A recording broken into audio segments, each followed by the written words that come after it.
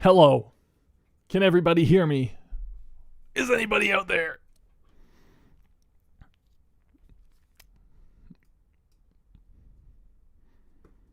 I wonder if anybody is out there. Welcome to the listening party for the new 8-Bit and the Single Player's full-length album. Get Good. As you can see. Oh, hello. I see people in the chat. Here's something I don't get. I know why we're all here. We're all here to hear me complain. Here's something I don't get. How do streamers do this? How do streamers arrange their computer screens? You need to carefully arrange your screens so that when you're looking at the chat, it looks like you're looking at the camera. I think that's the play. But I also have this other window where I'm going to play all my music from the album that I need to look at too. And if I'm looking at that, it looks like I'm looking away from the album. I should be looking this way when I'm looking at the music, you know? But then it looks like I'm looking at my album cover. Whoa! Actually, that's perfect. Okay. Are you ready? Whoa! Look at that! What a great album! Hey, guys. I don't understand what good game is. Is that another band? Did I steal an album name? I googled it and nothing came up, but should we just get right to the music? Should I stop stalling? I want to talk about the album a little bit. It's my second video game jazz fusion cover album. The first one was Let's Play, which is all GameCube game music. And that's like 3 years old already. Almost 4 years old. I think. We will hit play shortly. But I just wanted to talk about the idea. The idea behind this album was it's all music from 8-bit games. All GameCube, or not GameCube, all Game Boy and NES music. A lot of Nintendo on there, obviously. And the idea was just like, these tunes are so good, like so well composed, and they deserve to be taken seriously as serious music, but they're kind of trapped on the hardware that they're on, Like on one hand, they're only composed the way they are because of the hardware.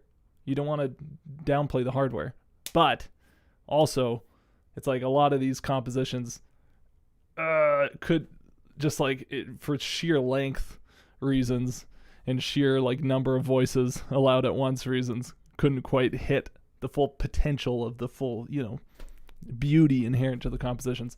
I'm not going to pretend that I'm one-upping the original music, but I had a lot of fun taking these old themes and trying to rework them in various new ways. So let's do it. This is an album that I arranged all the music for. I played drums on it, and I got the best local Winnipeg musicians I could get to come play on it, with one notable exception.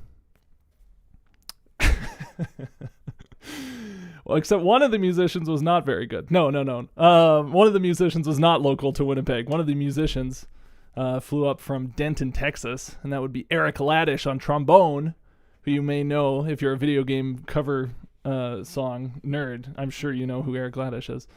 I did make the album. This is my album. Album number 2. We recorded it in August, and now it's ready. Now it's cooked. So, without further ado, are you guys ready to join me on a journey to enter the world of Get Good?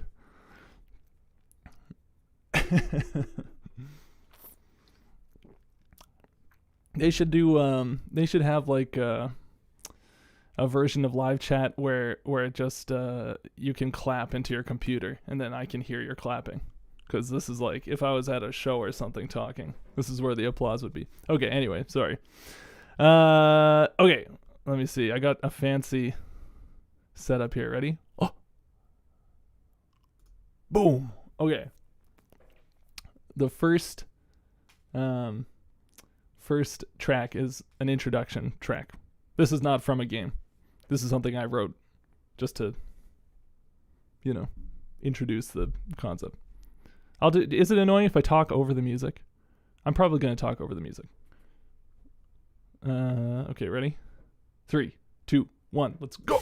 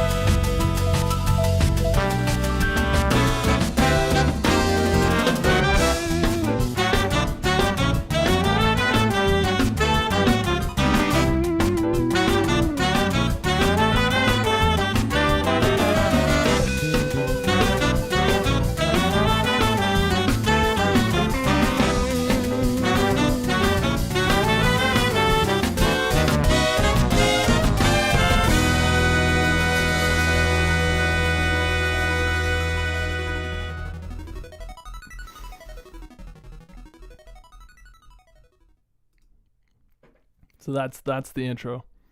Hopefully you get the, these were originally all chiptune music, and now they've been transformed into jazz fusion. That was the the symbolism of that one. It was super. There is a video game real book. VG lead sheets can't get satisfaction. Those are the guys. They have like a huge database online. Yeah. What was I gonna say? Oh yeah. So, I don't know how people normally do these, but I don't know. It's funny listening when you record an album like this. Listening back to it, you just remember all of the like scenarios in the studio of like what was annoying or like what was a problem or what felt really good in the moment or whatever. And this one was funny because I made the chiptune intro part, and then I brought it into the studio and like, okay guys, let's track over top of this chiptune stuff, because even when the live band comes in, there's still chiptune stuff in the background, right? But the thing with chiptune music in general is that it has to be way faster than an equivalent live performed piece to feel right, to have the right energy. So we started playing along to it, and it doesn't sound that fast listening to it here, but playing it, everybody was like, wow, this is so fast. Like we're just barely hanging in there. But it was so fun. For the chiptune part, I used what was the Furnace Tracker, which I only found out about because of Button Masher. Button Masher has a little like tutorial video on his channel talking about Furnace Tracker, and that was a lifesaver. That was like the thing that allowed me to be able to make that. So big props to Button Masher. Thank you for making that tutorial. Thanks, Charles. I appreciate it, man. Yeah, I'm seeing some familiar names. So thank you guys. Thank you all for even the unfamiliar names. Actually, especially the unfamiliar names. It's wilder that you guys are coming to hang out, if I'm being honest. Okay, okay, let's do the next one. The next one's the big one. Boom. Not introduction. Now we are on to the Metroid Suite. This one I put up a music video, studio session video of on my other channel. Oh, that's another thing I should say. Okay, I started a second channel. I should put that in the description of this stream. I don't know how to do that while the stream is going though. It's Shyman Records is the name of the channel, I think, right? Not Shyman Music. Shyman Records. It's a big picture of my face as the icon. So, yeah, Shyman Records, and I have the video of. That's where I'm gonna put my music stuff from now on. I feel like, I don't know. With the first album I did, I put it on the 8-Bit Music Theory channel, and I just got a lot of people going, wow, I'm annoyed at all these notifications that aren't your normal videos. It's like, okay, fair. So I made a second channel for music stuff, And I think I have some ideas for like non-video game music projects that I am going to put up there too this year and stuff like that. So that'll be the home for that stuff. Okay, so let's go. Okay, that's enough chat. Okay, we're here to listen to the music. This one is the Metroid suite is a big long 10-minute suite, taking a couple different themes from the original Metroid soundtrack. They've all been. It's not like a medley where you just go from one theme to the next. I tried to make like a big composed. I mean, not composed, I guess. There's a couple improvised solos in there, but a big like prog rock song with instead of a verse and a chorus and a bridge have, this thing, the Brinstar theme is the verse and the Kraid's theme is the chorus, that's the idea. So are you guys ready? Let's go.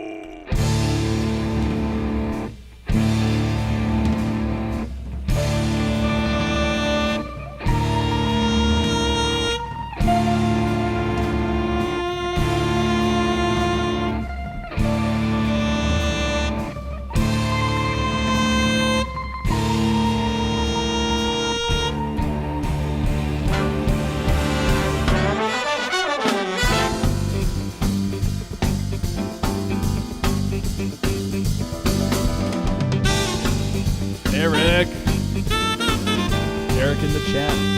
He was dropping some heat. You'll hear his low trombone honks halfway through this tune.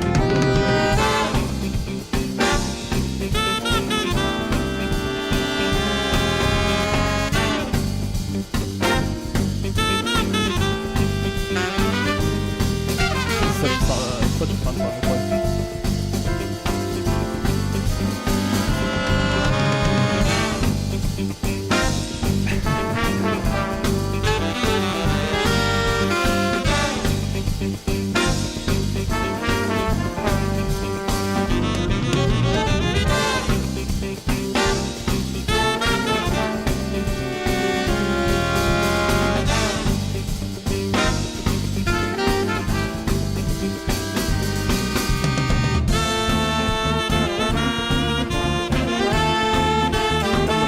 Section for the album is so clutch.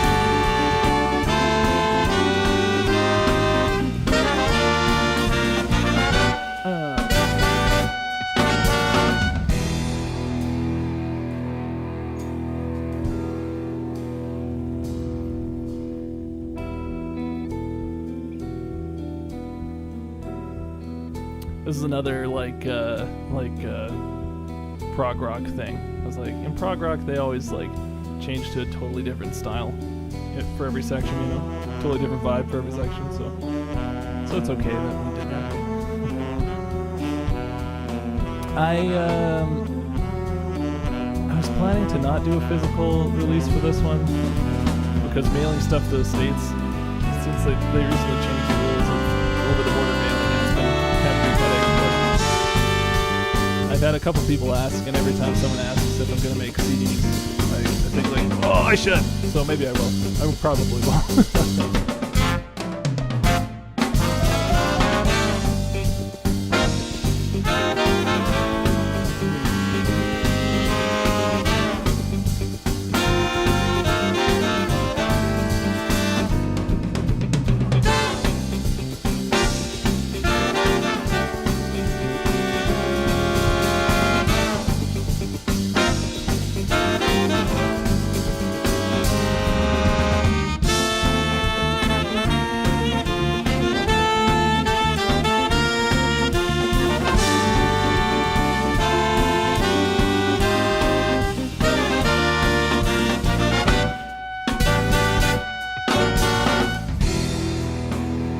Recorded this all live in the room together, minus with half the horn section, and then we did another day where we layered on all the whole horn section together. But especially for the solos and stuff, there's a solo coming up. It's you gotta be live in the room doing that. The tenor sax player on the album's name is Niall Cave. He's just a beast. This is him coming up right now.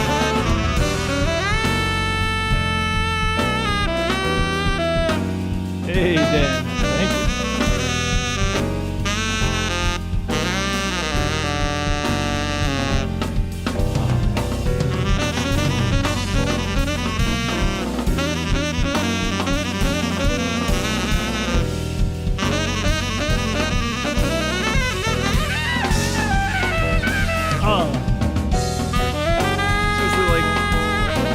The best part of making a record is getting to listen to these things. Rip on it, all the arrangements.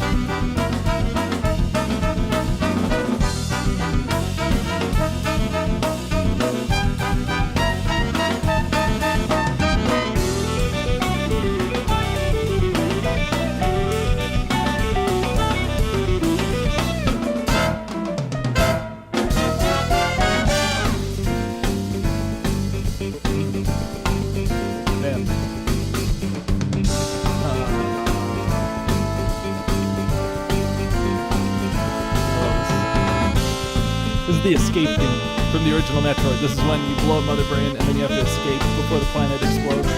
This is the music that plays.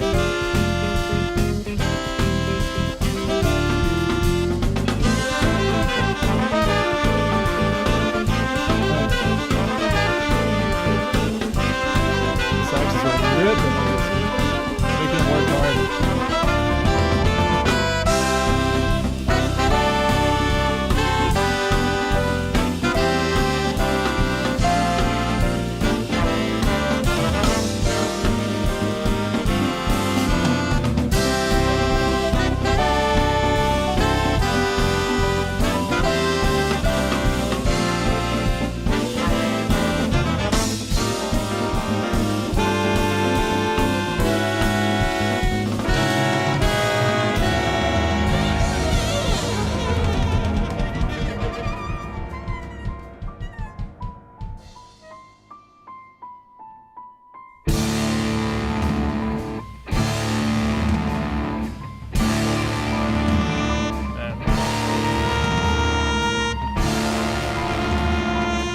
Coming up is like the point of the album.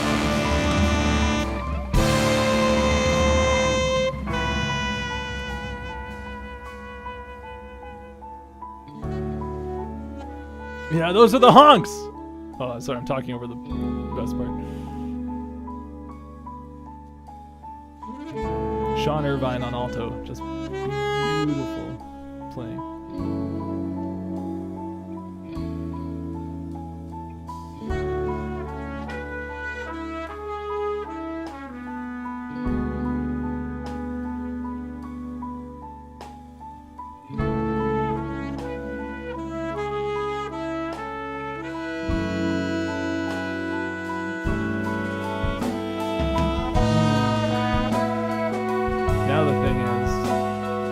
Get back to the original tempo. Carter Graham on the piano with this solo. Just a beautiful sound. So we speed up through this whole piano solo gradually.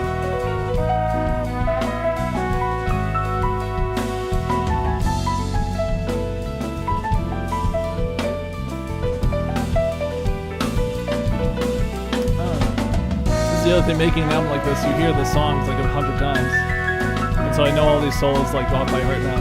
It's just like so good.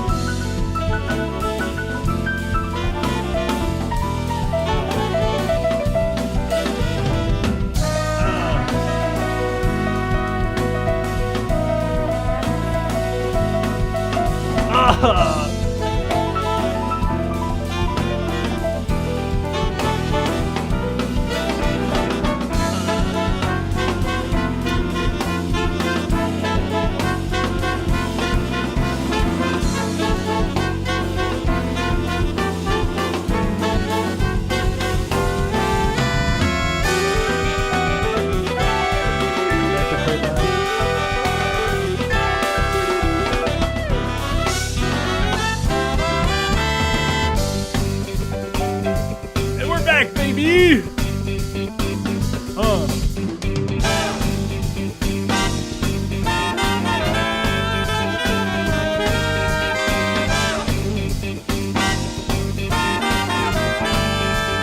Andrew Wilford on trumpet.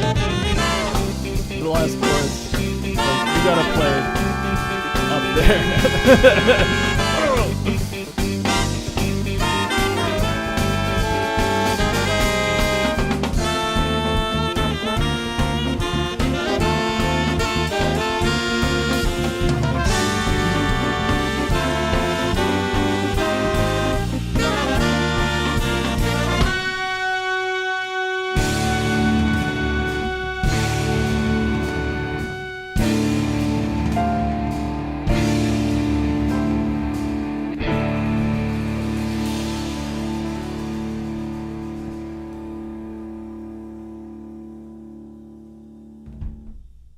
Man, that was such a fun one to record.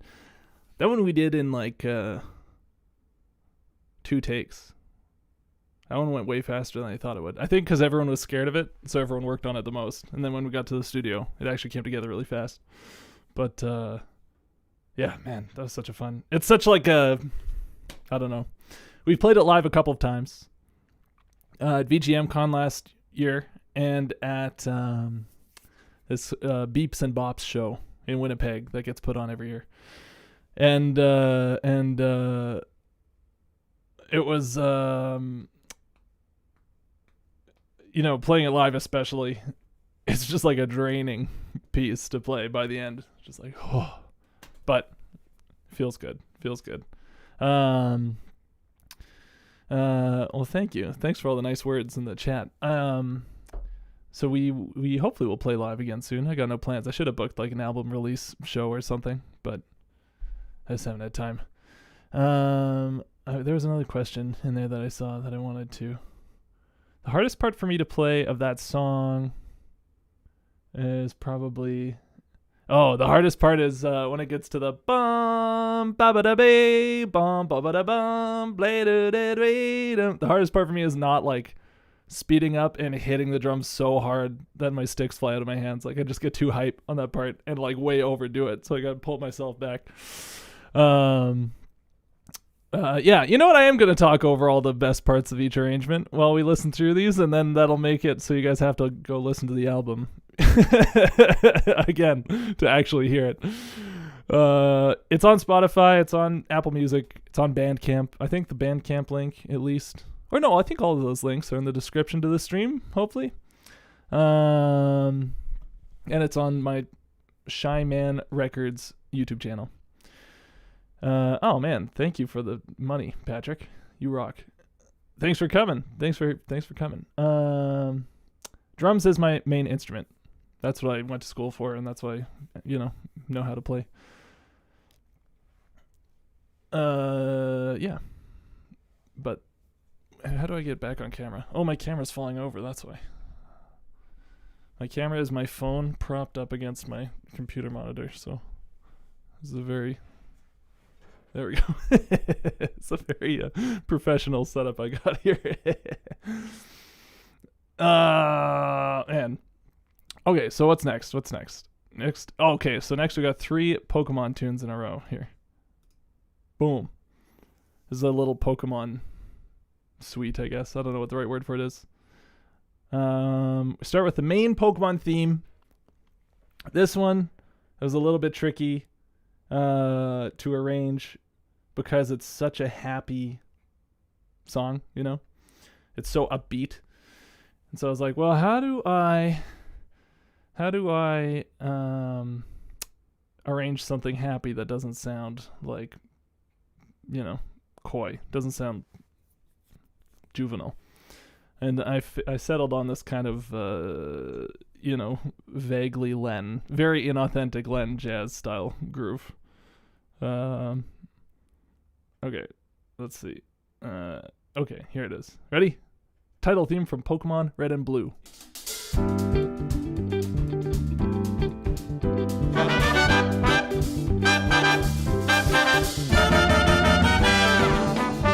Featuring the inimitable Eric Laddish on trombone.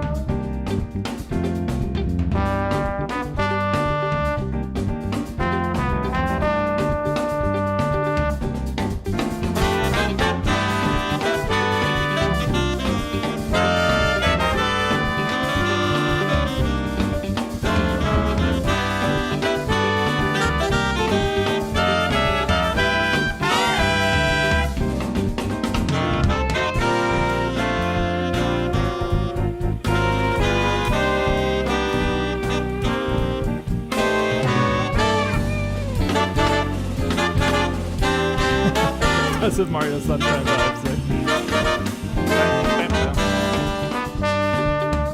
Go Eric. Put some sauce on it.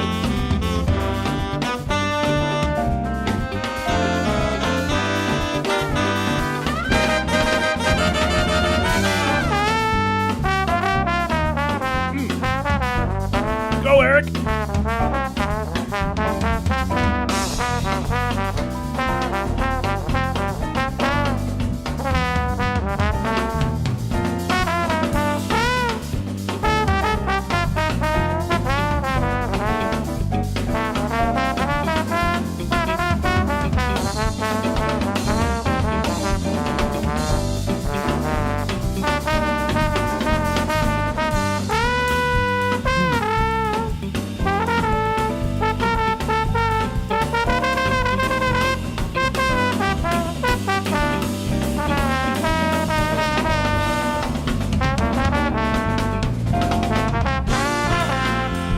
Backdoor 2 5s, yeah.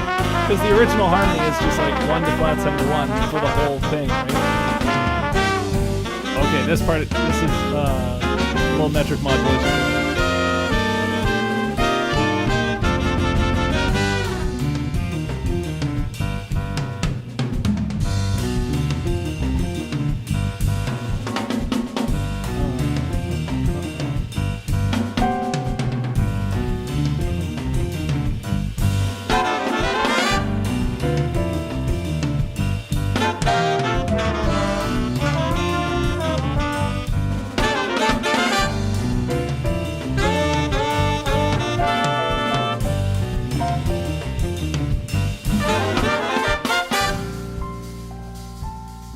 This is a great piano solo. Cartogram again on piano.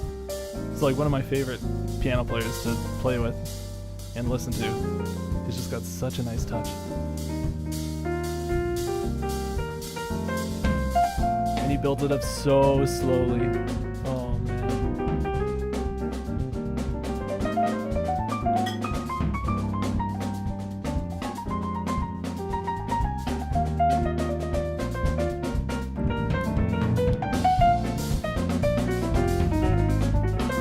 You should have seen the faces I was making recording this.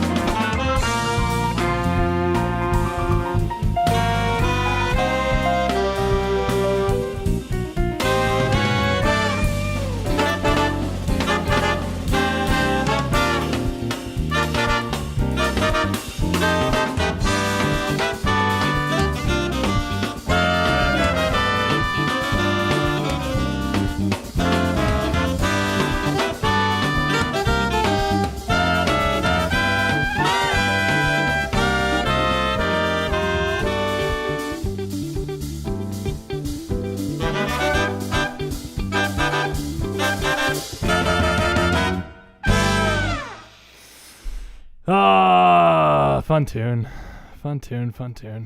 Man. Yeah, that was great. There's two things like the 1 to flat 7 to 1 chords in the original tune. It's like, well, how do I make them more interesting without kind of destroying, like, that's the point of the tune. The whole melody is just outlining G triad to F triad, you know. But so turning into a backdoor 2/5, you know, kept the same harmonic thing, but just dressed it up enough that it felt new, felt a little jazzier, you know. And then the melody is all big quarter note triplets over a straight bum bum bum bum bum bum boom da dee bam bum bum way dway da da da da da. You know what I mean. That's all these big triplets. So I was like, oh, I gotta like flip it and make the rhythm triplets, and then have the horn fills be all straight on top for that big drum, like boom joon joon jigga da boom boom. That's what I was thinking. Album art. The album art, I just took a picture. This is my piano in my living room. And our wall is pink. And I was trying to think of album art ideas, and like, coming up with all this stuff that was frankly too ambitious.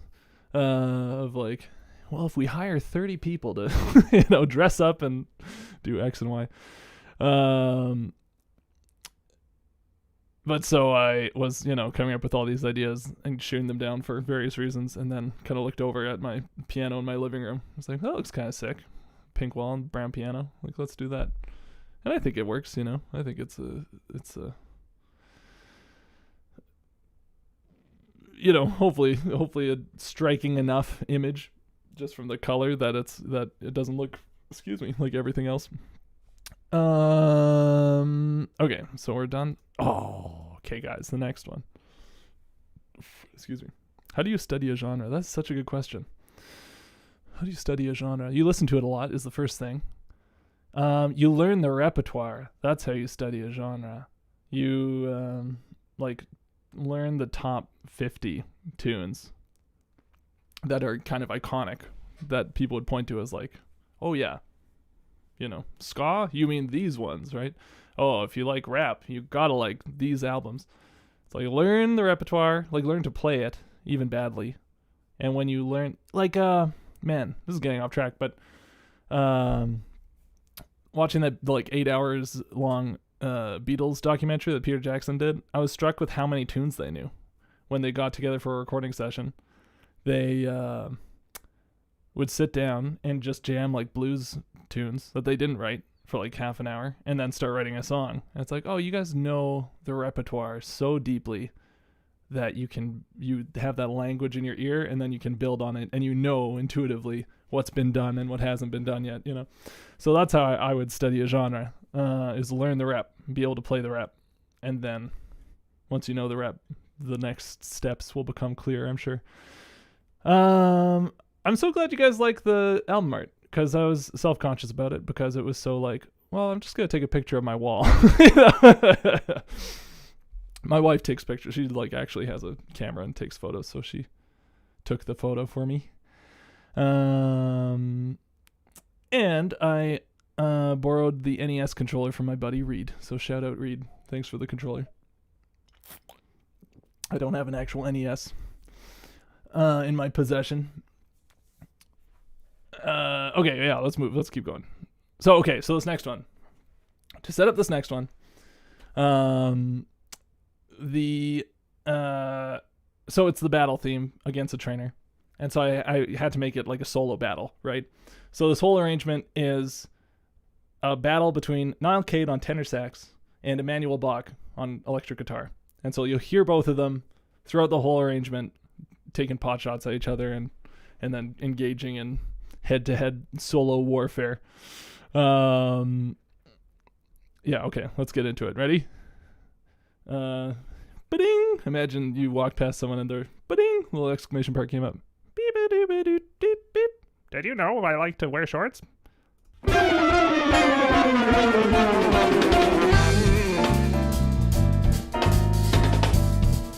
Shout out to Bryn Herberger on bass.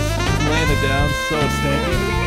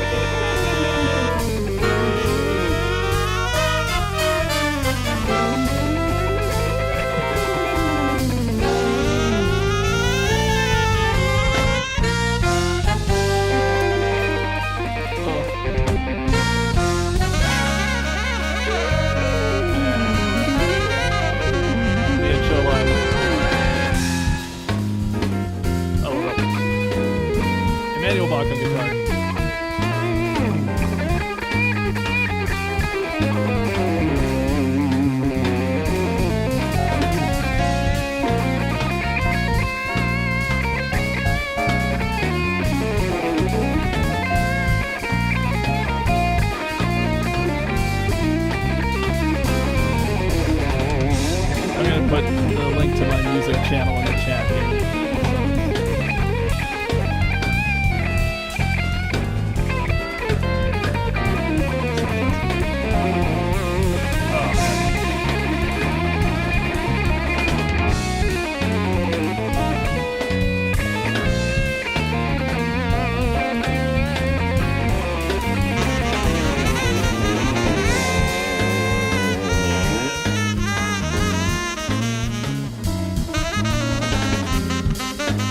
On 10. Piano comping in this solo is so good too.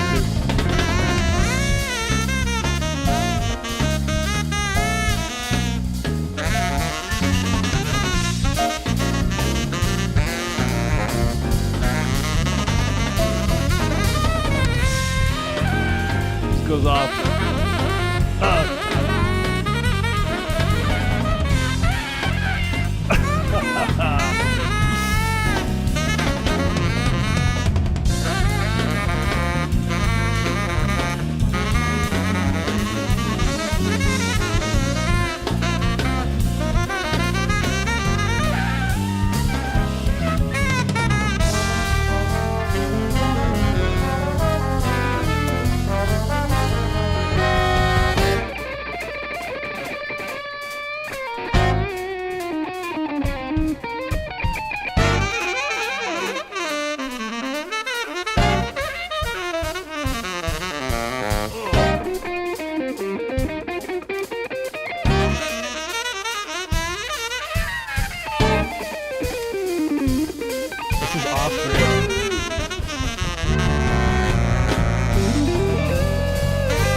I don't want to interrupt the solo, but I have a story about that.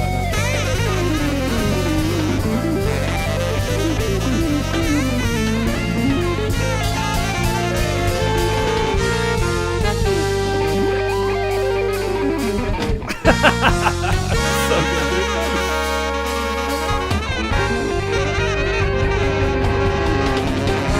Turn-based solos, exactly. I only use triad pairs. Oh, it's super effective.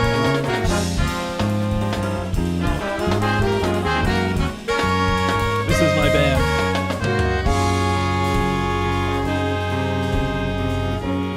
The one calm heart in the whole tune.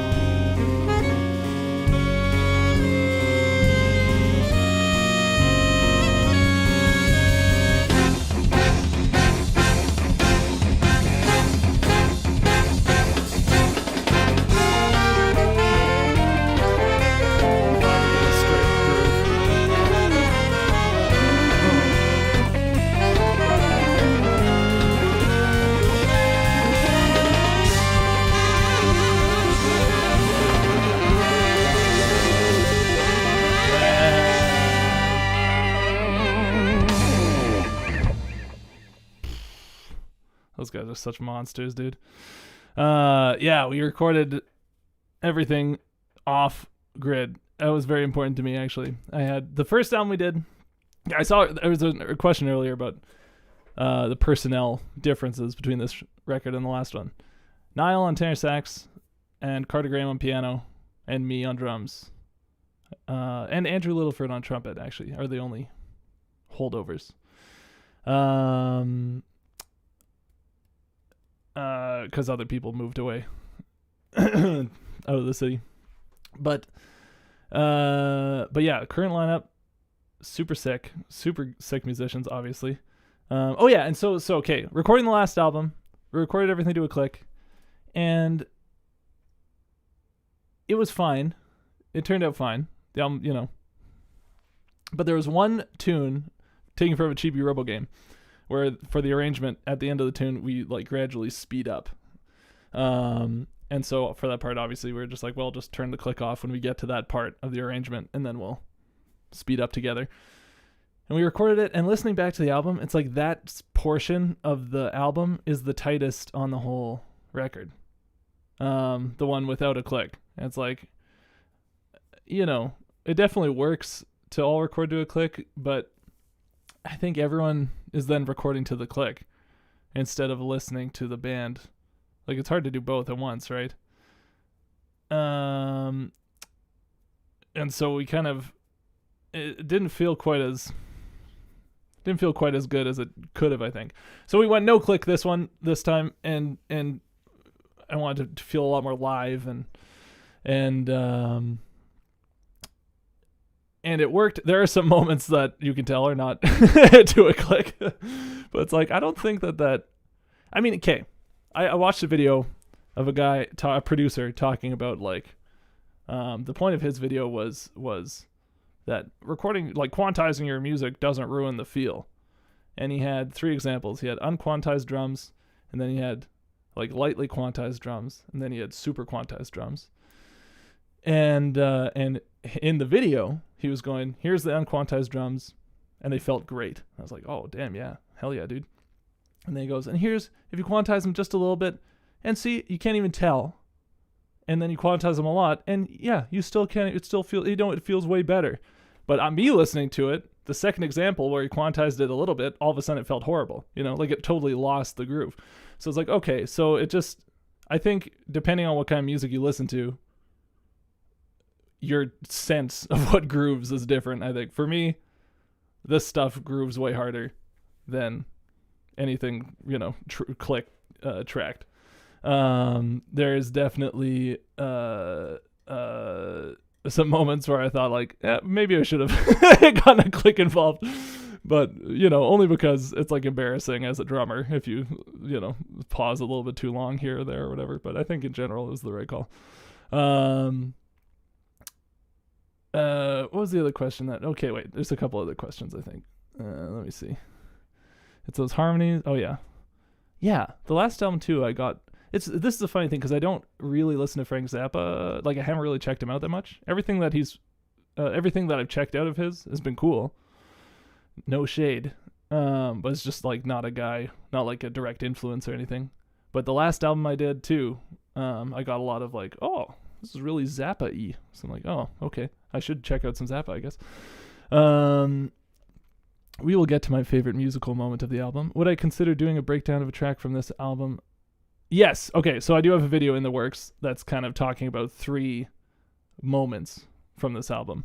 The video is about like making an impactful moment in an arrangement. And so, as conceited as it might be to use my own arrangements as examples for that kind of thing. I just kind of picked out 3 of my favorite. One of them was the Metroid arrangement moment where it breaks down and it's just the alto sax solo doing the major key Craig's theme. It's like that moment kind of sells the arrangement for me. That's like everything kind of builds up to that, and then when you hit it, it recontextualizes everything that you heard up to that point. That's like a big impact moment in my mind. So yeah, that and a couple other moments that we haven't got to yet. I'm going to talk about in a video coming out fairly soon, next week sometime. It's being video edited right now by my video editor. Okay, was that all the questions? Let's see. All the ones that I could see. All right. So, we just had our ferocious battle. Let's take it down a notch and enjoy some relaxed cycling with the wind in our hair and the Pokemon long grass in our wheels or something. Ready?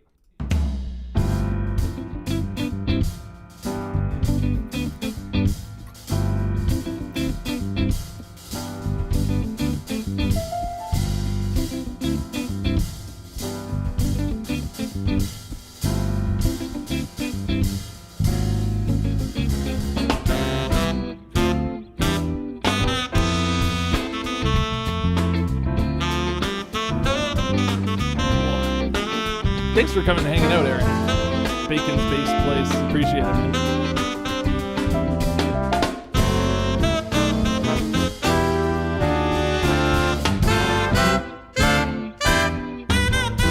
That was one of the things. All these hits, they're just like, the pauses are a little bit fatter than a click would allow, But I kind of like that, too. It's like, why not? Double anticipation, right?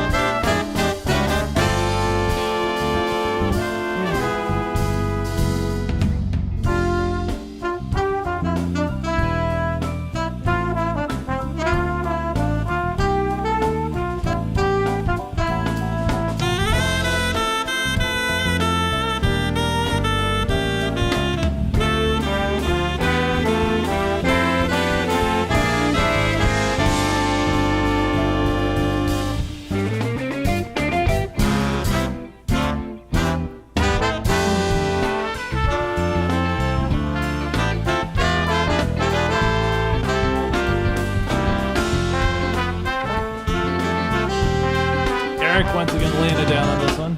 Trombone solo coming up for y'all. Oh!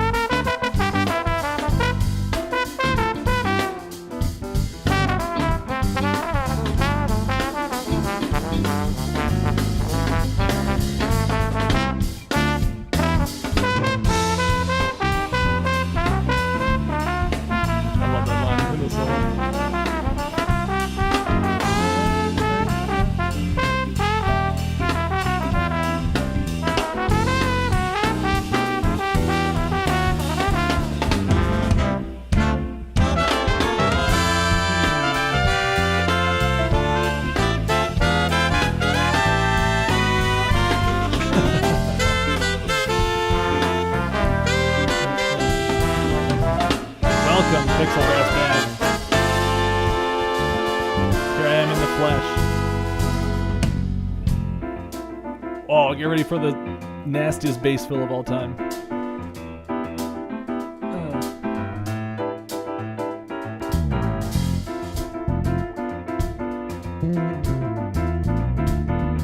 Oh! Damn, dude. Brain Herper got this.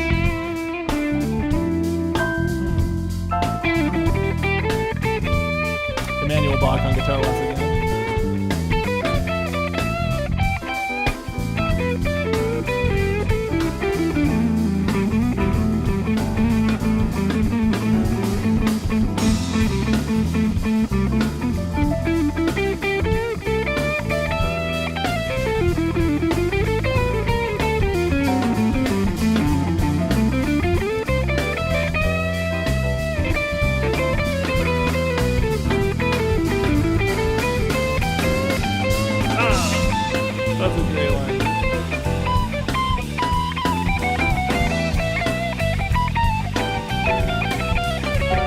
Those solos where, like, while we were all recording it, you could tell everyone was like, oh yeah, this is the guy. You know?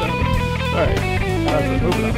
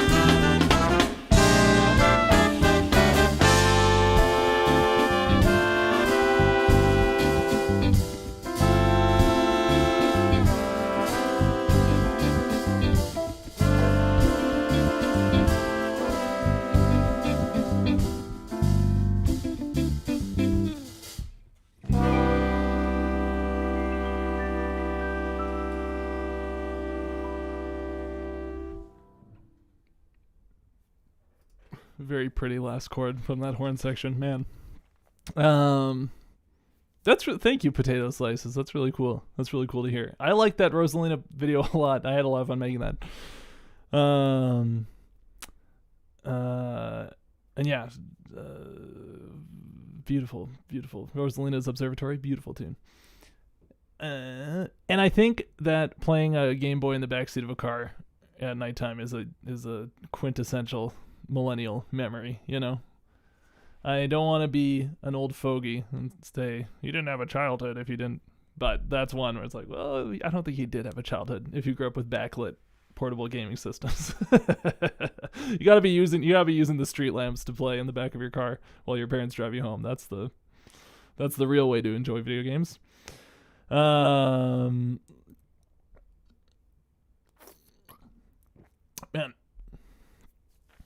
excuse me. Whew. Shall we? What's now? Oh. So we're going in a slightly more depressing direction for this one. So this one's from Dragon Quest IV, and the original, like, incarnation of this piece on the NES game, NES Dragon Quest IV, is like really, really pretty, and it has all these beautiful, like, crunchy semitones in the voices, just getting at this really heartbreaking sound. And so I kind of I didn't like change it at all for the arrangement. I was like, let's just play it as it is, But then the problem became, how do you get, it's like two of the lines from the original you could just put on piano together, but it didn't sound, I don't know, it kind of lost something. It was too easy to play on piano or something. Or the timbres were not quite right or something. It just didn't feel right. So I was like trying to put it on guitar, but it didn't sit well on guitar. Like, it wasn't really possible to get the crunchy semitones on guitar. If you play guitar, you know that it's really hard. You can only get crunchy semitones in very specific circumstances, So I ended up kind of having the bass and the guitar each act like left hand and right hand of a piano part, and they blend so well together that it kind of just sounds like a guitar, but it's actually bass and guitar together. So get your Kleenexes out and get ready to cry. Here we go.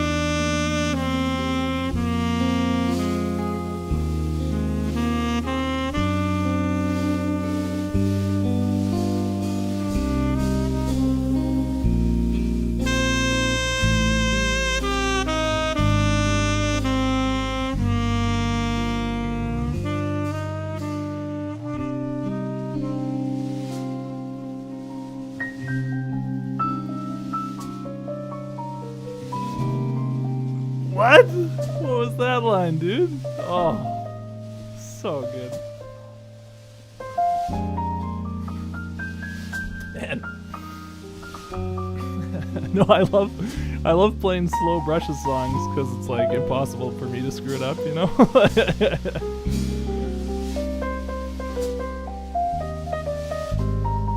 So it's like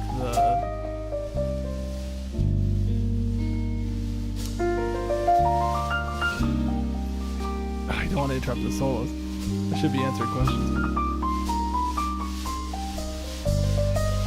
Oh man, Carter's just like the best ballad player I've ever heard. So sick. And all of his solo project, Vox Populi, is like his solo project band. And it's funk. He loves funk music, and he's a great funk keyboardist. But man, just he can really play the hell out of a ballad.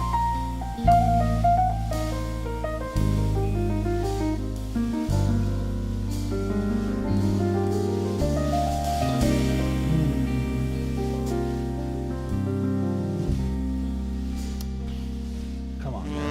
Come on. Here's Niall again. Niall Cade on sax.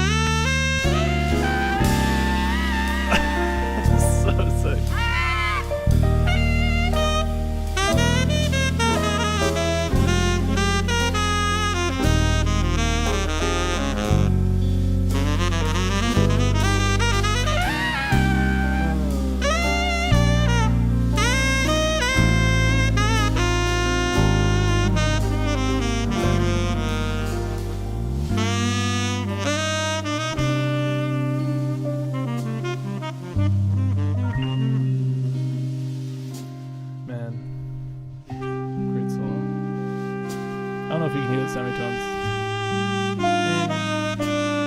On beat 3, 1, 2. They're pretty subtle, actually.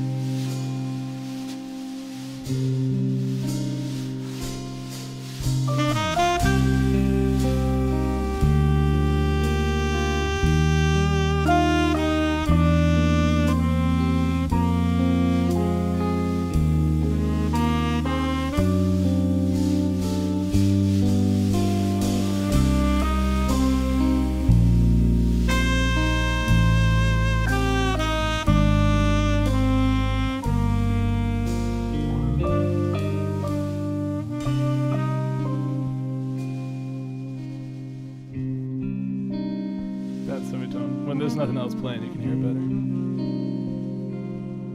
Crunchy.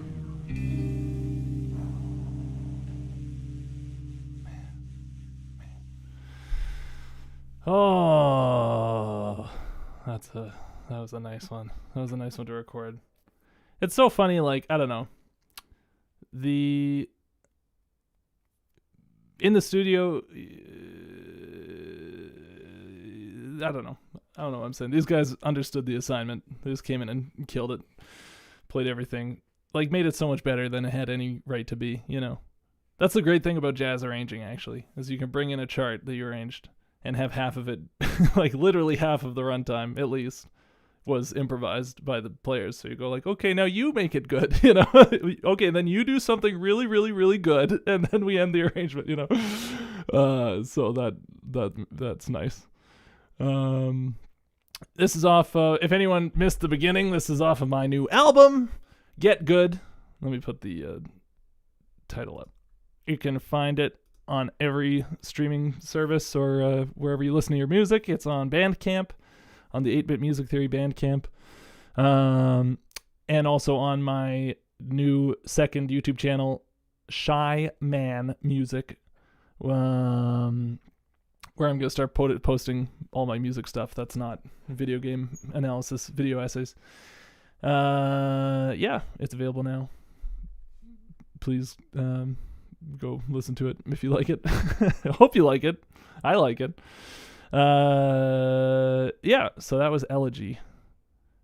That was the ballad. No, not the ballad. There's another ballad later, actually. That's like my favorite track. It was the last track. So we're going to yeah, I think remixing is a good way to become a good composer. That's definitely the first. Like, if you want to learn to draw, you start by copying drawings that you like or great artists that you like, right? That's a good way to start working the muscles that you need to be an artist. Same thing with arranging. It's really tough to just sit down and make something. It's not going to be good, right? So remixing or rearranging a song that's already good kind of gives you the chance to work out those muscles in a way where you're not just making hot garbage that's entirely hot garbage and then feeling bad about it, you know? So the semitones, right. So the thing was, the guitar is playing like a C minor, open C minor trad. Bom, bom, ba-dum. And then the bass is doing the same thing really high up, like in the same register as the guitar. Except when the guitar reaches up to the minor third, the piece is in C minor. So the guitar reaches up and gets the E flat, the third of the chord. Bom, bom, beam. And at the same time, the bass is reaching up and grabbing a D. Bom, bom, B, B, B, D. So they hit that semitone E flat against a D natural, like right next to each other on the beat. It's kind of subtle, I guess. It's like at the beginning it's easier to hear. It's pretty, I mean, the whole arrangement's pretty subdued. But it definitely gets that feeling. That's what creates the sort of atmosphere of pain. Thank you, everyone, for the kind words in the chat. Oh, thank you, Dan. Thank you, Dan. Yes, we played a couple of these arrangements in November, opening for the Winnipeg Video Game Orchestra. They have a YouTube channel that you should definitely check out. Winnipeg Video Game Orchestra, or WVGO. They've been uploading some of the recordings of the live performance that they did in November, which was really good, really nice. And my band opened for them, and we had a great time. It was super fun. Let's see. Yes, I did have to. You get you have to buy licensing, mechanical licenses to release and sell cover songs. Let's see. Yeah, okay. I'm caught up. Okay, so this next one. This is a fun one. Thinking about like the track order of the album. It's like, okay, where do we go from here? We're just like devastated emotionally. We couldn't jump right from here into like the Pokemon title theme, right? That would be crazy. So we gotta bring back the energy somehow, but like sort of gradually. So here, this is an arrangement from Castlevania III for the NES.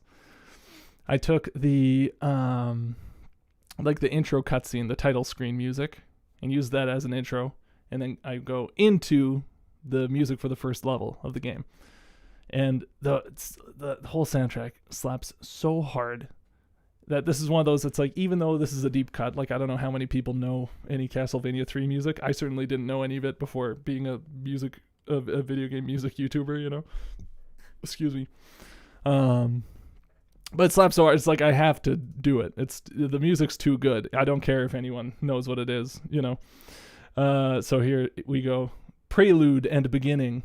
Beginning is the name of the first level for the game, and the Prelude is the intro cutscene music. So it's Prelude and Beginning, which I think is a funny name. Prelude and Beginning from Castlevania 3. Ready? Oh, please ask questions. It's great. I love the questions. If no one's asking me questions, I'm just sitting in my room listening to this album and talking to myself, you know?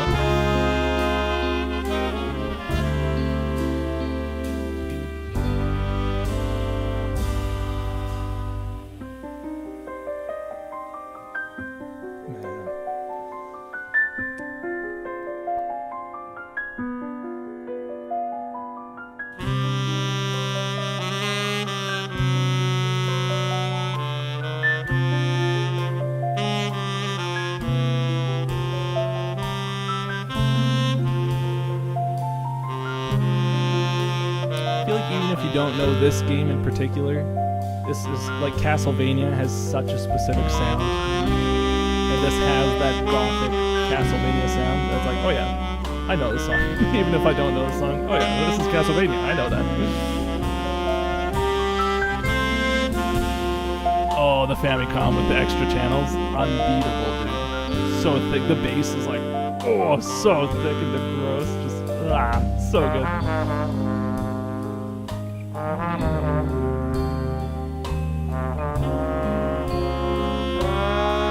Take it up an octave, Eric.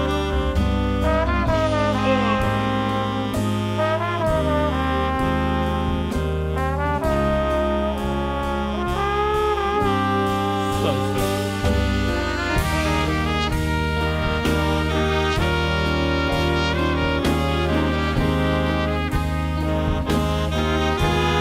Take it up an octave, Andrew.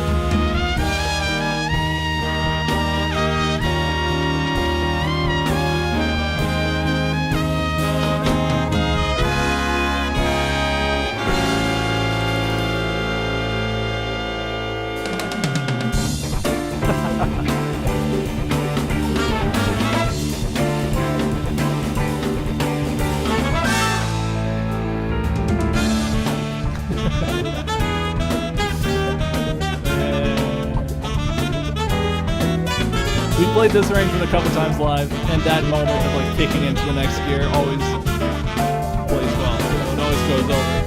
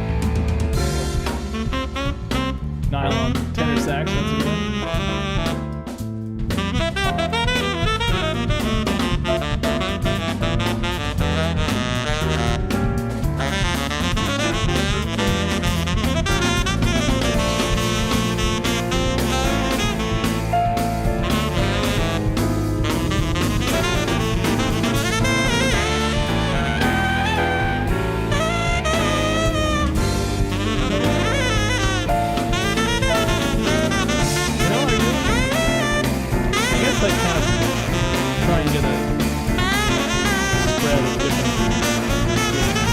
Because once I kind of thought doing this range, I instinctively was like, oh no, it has to be Castlevania.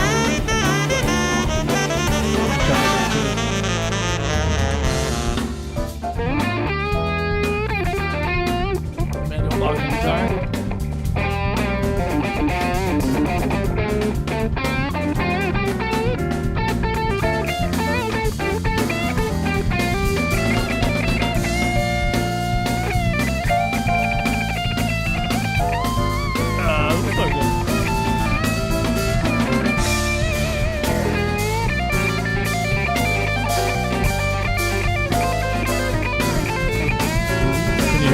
Okay, I'm probably just too far away from that.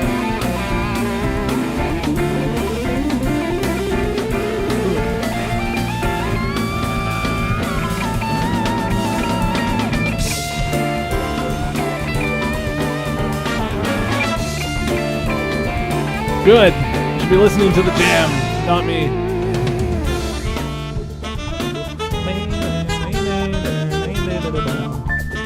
That piano fill? Oh, so good.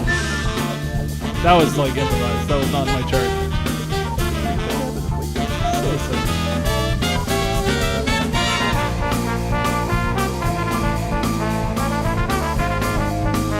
Good.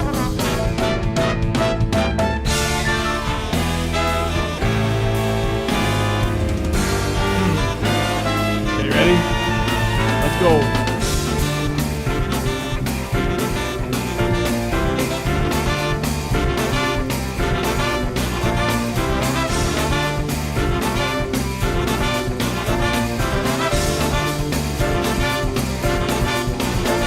Take it down an octave, you ready?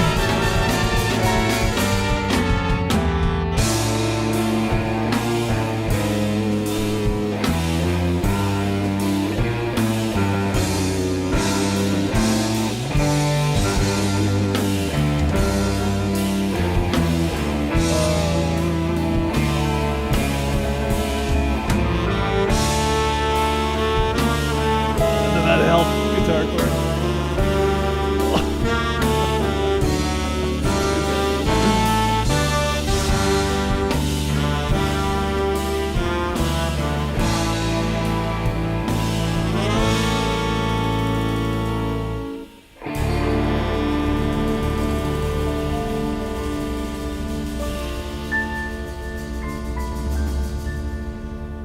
Tenor sax player is Niall Cade, and he just is a monster.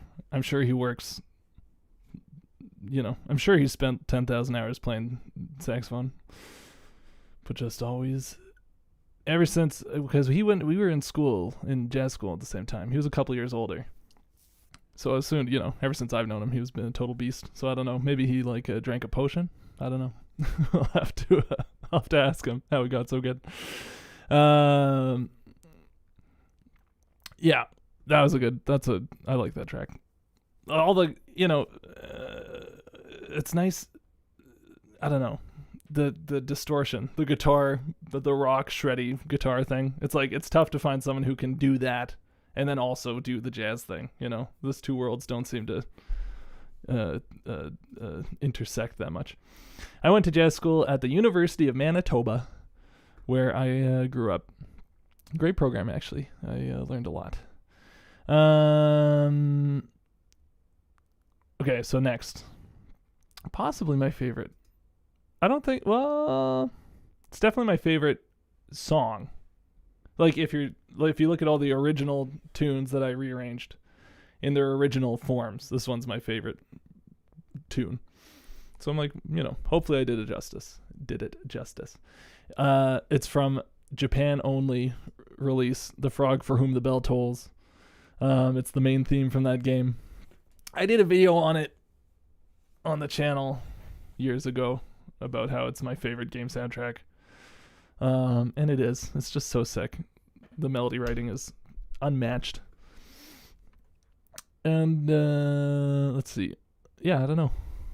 This one's got a good.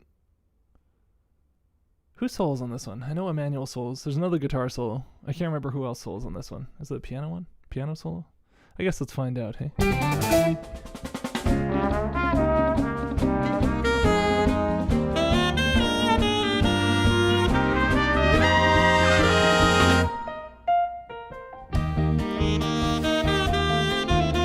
This one's cute. This is a cute arrangement.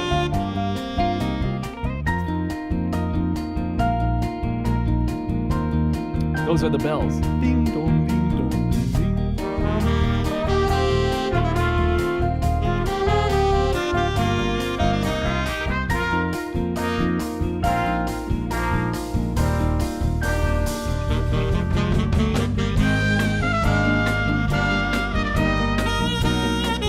Pataka is the god. Cosmic Pataka. Too good.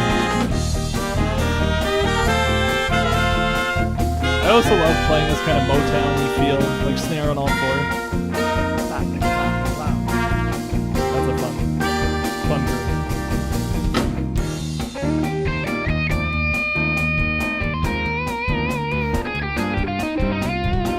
I love that band. So nasty.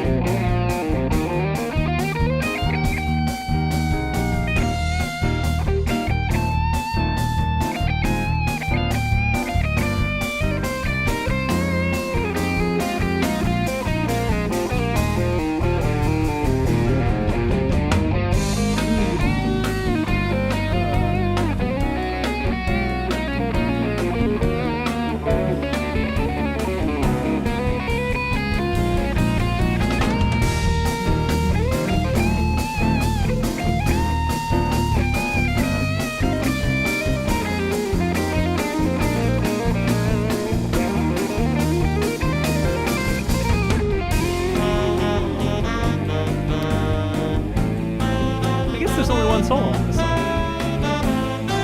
but there's a bridge, whatever, C section.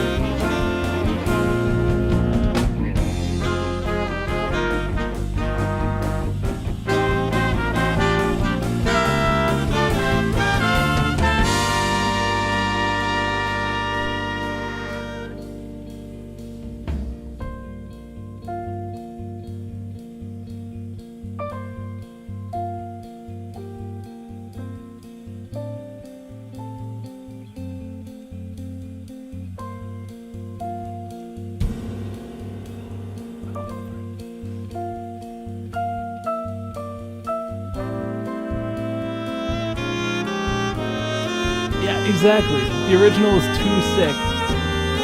Why reharm what's perfect, you know?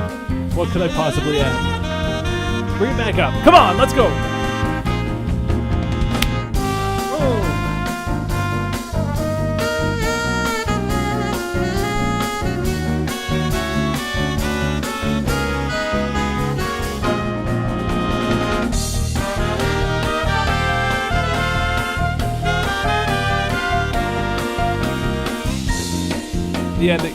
The ending is great, if I do say so myself.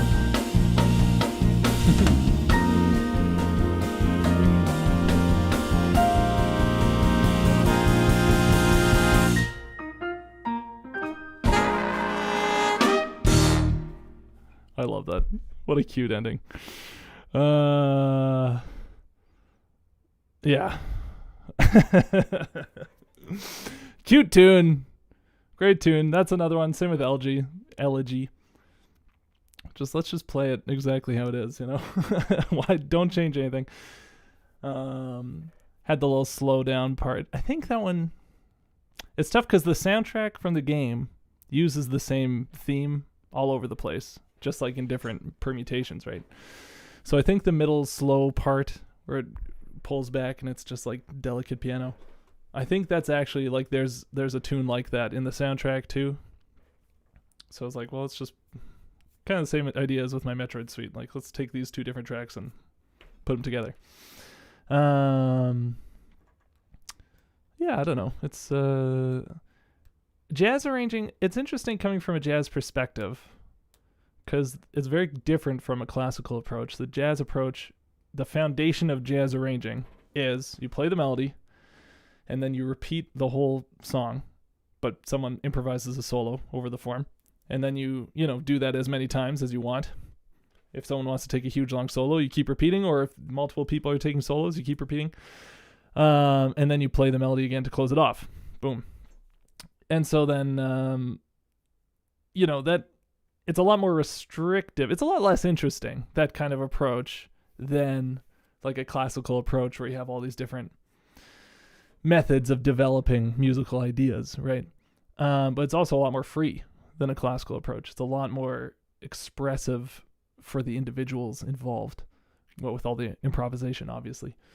And so for this album, all the way through, I was kind of trying to think of like, how do you get the best of both worlds, So like this one, the Metroid one, a much more classical approach. I mean, this one isn't super, ambitious of an arrangement. It's like, instead of head solos head, it's head solo, little middle bridge thing, and then head. So it's just one extra piece put in. But this was one of the first arrangements of this batch that I made. The Metroid one was one of the most recent. That was the most ambitious for sure. So, did I play this game? Yeah, I didn't beat it. I tried to play in Japanese because I've been trying to learn Japanese for on and off for years. And so I thought, this will be a fun way to study Japanese, try and play through this game. I know there's like a fan translation of it. I haven't played that, and I didn't beat the game, but I do want to. One day. Structure is meant to be broken when mastered. I don't know.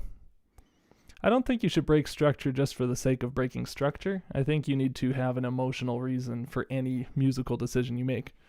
If you're like, it's a very music student-y thing to go, well, why do we need to X or Y? Well, why do we need to stick to the form in the solo section? Why don't we, It's like, well, okay, what effect does that have though?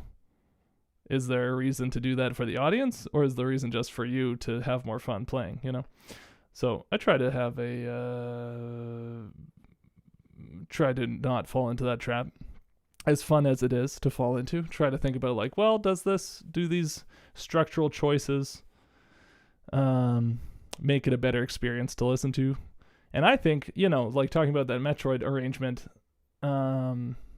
totally. I think that piecing those things together into a larger form, that like delivers a different experience that you couldn't get with a more traditional head solos head jazz format, but it's also 10 minutes long, so I'm not going to sit here and tell you only do stuff that people like, because people don't like listening to 10-minute long songs. So there's definitely a balance of what you want and what other people want. Okay, so we've come to the last track on the album. I know I can hear you booing from your houses. I can hear you going, no, we want more. I want more too. I know. But this one this is the best. I saved the best for last. Okay. There's some good questions actually. Hold on. How do I choose where to end an arrangement? I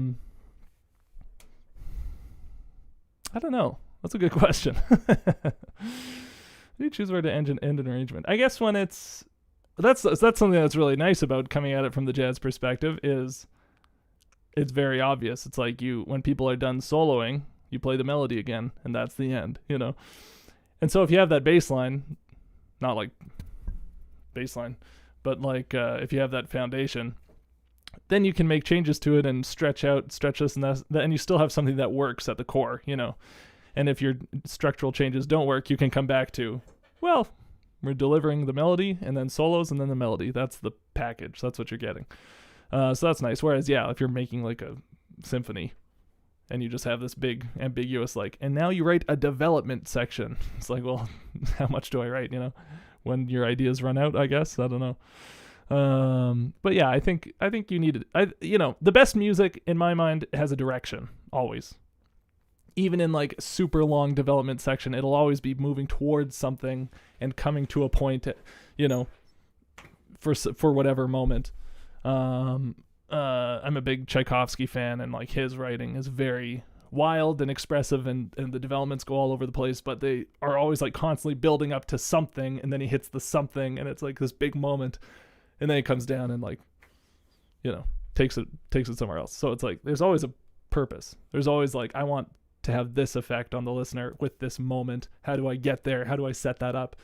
And then that ends up being drawn out into a big long thing. That's my perspective anyway.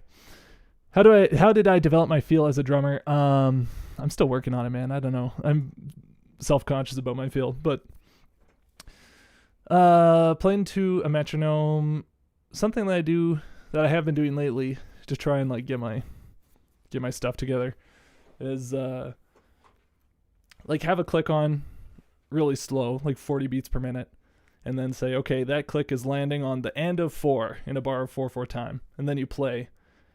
And you only get like 1 click per bar on the end of 4 to let you know if you've gone off at all, you know. So you have to develop a strong sense of internal pulse to be able to do that for any amount of time. And, you know, work up to that, obviously. If you can't play to a click, giving you every beat, you won't be able to do that exercise. So baby steps, but I think that's a good practice method. But again, that's what I'm working on currently, is how to up my feel. So should probably ask someone else. There's also an idea of, I've heard Thomas Pridgeon, who's a, you know, like crazy drummer, talk about the difference between large scale time and small scale time, where it's like, yeah, you can keep perfect time, you know, I'm going to put a click on and then it's going to go away, and then 1 minute later it's going to come back. And if you can play for that whole minute without dropping the beat, it'll come back and you'll still be with the click. That's a skill. And then another different skill is, you know, if you did that and the beat you were playing for that minute of space felt bad, then what does it matter, right? Like if it was stiff and awkward, it's like you might be in time, but does it groove? Does it feel good? And so it's like, yeah, you have to think about where your subdivisions are landing in relationship to the beat. Are they metronomically straight? Because sometimes you want that. If you're playing like drum and bass. If you're Lewis Cole, you want that. Dot, dot, dot, dot, dot, dot. I don't play that way. I play, you know, I try and get that kind of rockabilly, rock and roll thing where it's not quite swung and it's not straight. Instead of da da da da da, it's da da da da da da da da. But it's not like da da da da da da da. You know, like getting that right, chopping the beat in the exact right way. That's a separate skill, and so you have to think about both. That was a revelation when I heard that idea. Yeah, okay. So anyway, now on to a song with like no drumming chops in it at all. The Ballad of the Windfish. So for this one, all of the rest of the album has been this is perfect. Someone just asked the question for the answer I was about to give. Did I handpick the musicians on the tracks? Did I find a group to work with? I did handpick the band. We've been playing. It's one of these things where this is my band.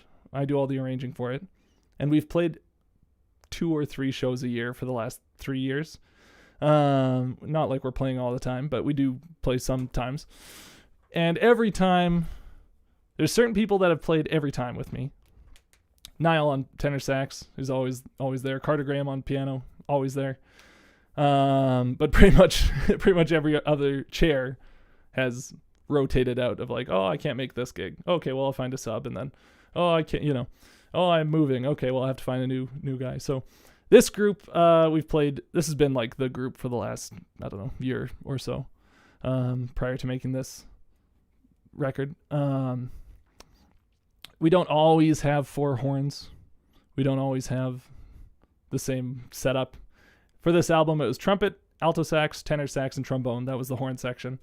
But sometimes we don't have a trombone. Sometimes we have bari sax. Sometimes we just have 2 horns. I played some shows with just 1 horn, and so I end up making like different versions of these arrangements to fit whatever the group is. But yeah, this is like the group that I like to play with. But of course, you know, this is being a musician means trying to juggle a million projects at once. So people get busy with their own stuff. And let's see. Yeah, okay. I'm caught up. Okay, so usually I have a horn section: trumpet, alto sax, tenor sax, trombone. For this one, I was trying to figure out how to turn the Ballad of the Windfish into a ballad, because it's in the name. And it wasn't working. Anytime I tried to make it jazz, it just like felt gross. It's like, I don't want to like turn this into a jazz ballad. It's not working. It's not letting me do that, And I was talking to my wife about it. It's like, what do I do? How do I make this work? I really want to arrange this tune. It's such a pretty melody, right? It's such a pretty theme. And she was like, oh, you should do it like a Lee Jin-ah ballad. Lee Jin-ah is this Korean pianist and singer. One of my favorite artists. And she has this ballad on her album, Full Course. The last track on her album is this just like heart-wrenching ballad. And like K-pop, like K-pop ballad. I don't know what the right term is, K-ballad, but it's like a pop ballad, sort of. But she's a jazz pianist, so there's definitely jazz flavor in there. So I was like, oh, that's totally it. That's the direction. And so with that in mind, tackling this tune, everything just fit into place. Like, okay, perfect.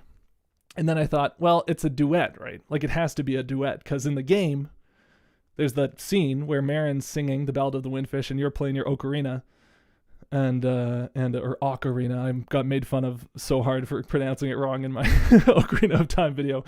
So I just said it, ocarina again. I'm not going to change. Okay? I'm too old. I'm not learning it the right pronunciation. Okay? But yeah, so it's like this has to be a ballad, like a heart-wrenching ballad. A duet between Marin and Link. And so this is Niall Cade on soprano sax, and brought in a string quartet to be part of the band for this one. So this one, soprano sax, piano, drums, and then string quartet. And it's a duet between soprano sax and cello. Those are the two voices. And I'm really happy with how this one turned out. I'd never really written for strings before.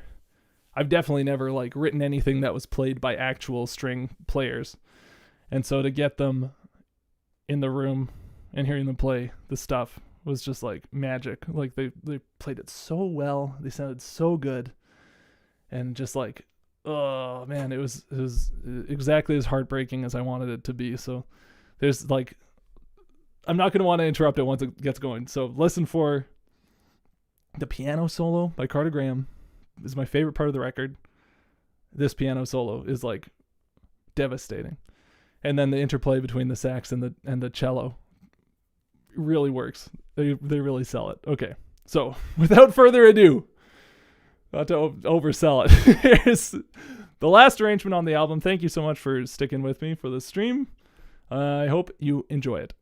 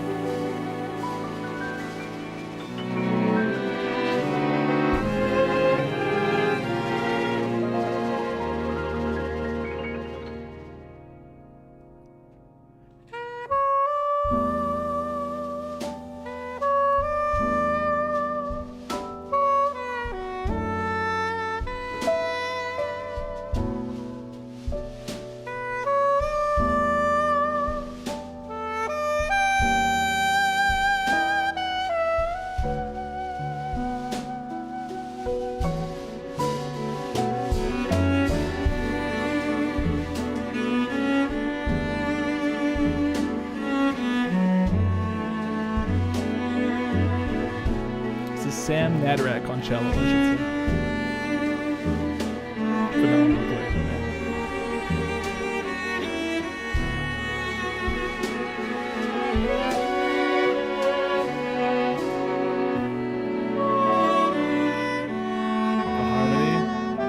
The harmony? Are you kidding me? Come on.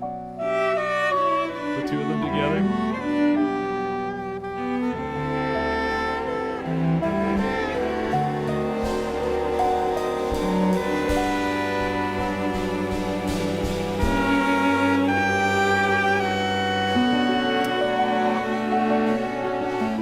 This is the part. This is the best part.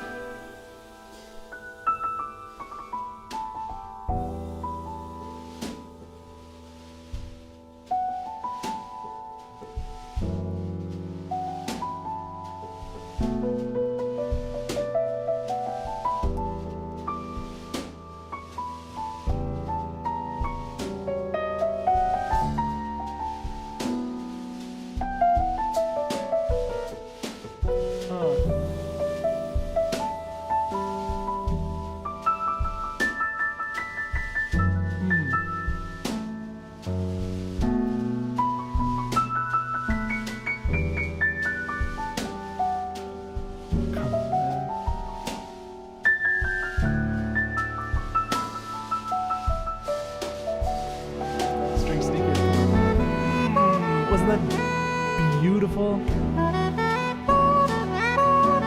And Niall on soprano sax. He just took that energy and was like, all right, let's keep going. This time we'll make it a little bit funky. Here we go.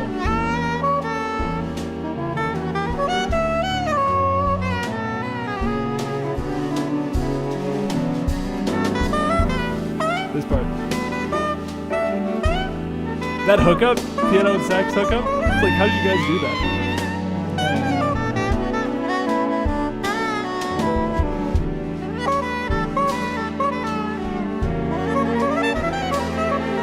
Oh! Let's go!